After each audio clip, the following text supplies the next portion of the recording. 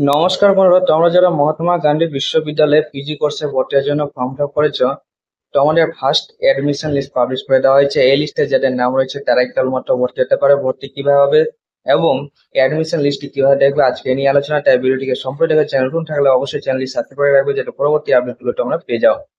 বন্ধুরা, সর্বপ্রথমে তোমরা মহাত্মা গান্ধী বিশ্ববিদ্যালয়ের অফিসে চলে আসবে।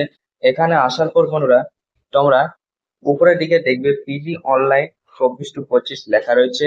এখানেই তোমাদেরকে ক্লিক করে নিতে হবে।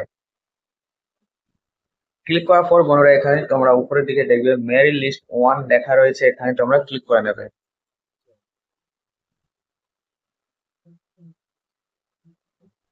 এখানে ক্লিক করার পর বন্ধুরা নিচের দিকে আসবে। এখানে তোমাদের আগে বলি অ্যাডমিশন ডেট কিন্তু আগামীকাল পর্যন্ত, অর্থাৎ 21 তারিখ লাস্ট ডেট। অর্থাৎ আজ থেকে আগামীকালের মধ্যে তোমাদেরকে ভর্তি হয়ে যেতে হবে, অর্থাৎ 21/9/2024 লাস্ট ডেট। আশা করি তোমরা বুঝতে পেরেছো। আগামীকালের মধ্যে তোমাদেরকে ভর্তি হয়ে যেতে হবে, অর্থাৎ যাদের নাম থাকবে তারা আগামীকালের মধ্যে কিন্তু ভর্তি হয়ে যাবে।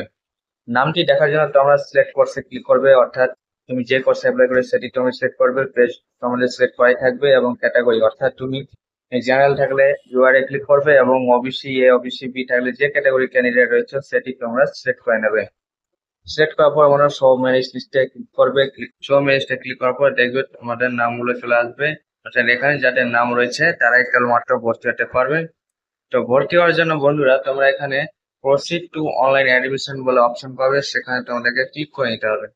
ক্লিক করার পর বন্ধুরা এরকম একটি অপশনে চলে আসবে। এখানে আসার পর বন্ধুরা এখানে তোমরা ইমেল আইডি এবং পাসওয়ার্ড দেবে, অর্থাৎ ফর্ম ফিল আপের সময় যে ইমেল আইডি দিয়ে প্রোফাইল তৈরি করেছো এবং পাসওয়ার্ড যে ক্রিয়েট করেছো সেই পাসওয়ার্ড এবং ইমেল আইডি দিয়ে লগ ইন করার পর অ্যাডমিশন অপশন পাবে, সেখান থেকে অ্যাডমিশন ফি কাটিয়ে দিতে গেলে ভর্তি হতে পারবে।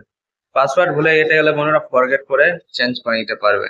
আশা করি তোমরা বুঝতে পেরেছো। কোনো প্রশ্ন থাকে অবশ্যই কমেন্টে জানাও, যথাযথ উত্তর দেওয়ার চেষ্টা করবো। আজকে পর্যন্ত।